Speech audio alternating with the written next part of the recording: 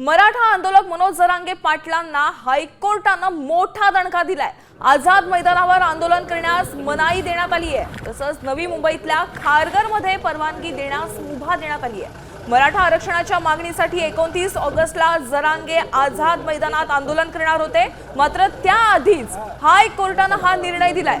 मात्र मनोज जरांगे पाटील मुंबईतल्या आंदोलनावर ठाम आहेत।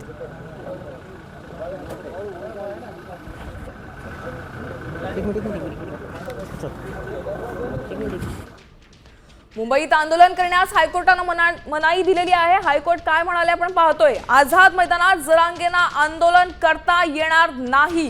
गणेश उत्सवात मुंबईत रहदारीचा प्रश्न निर्माण होऊ शकतो,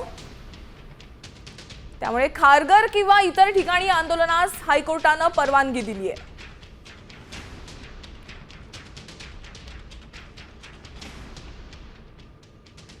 सरकारच्याच हातात हे असं म्हणल्यावर आणि मग न्यायदेवतेचं काय राहिलं? आम्हाला कोण न्याय देणार? मग गरीबाचा आधार न्याय मंदिर आहे, न्यायदेवता आहे, न्यायालय आहे। कोर्टात जाणार का तुम्ही? हो, आमचे वकील बांधव जाणार, आमची बाजू ऐकून घेणार न्यायालय। मी उद्या जाणार आहे, न्यायदेवता न्याय देणार आहे। मी मुंबईला आमरण उपोषण करणार आहे। संविधानाचा गळा, लोकशाहीचा गळा कोणी घोटू शकत नाही।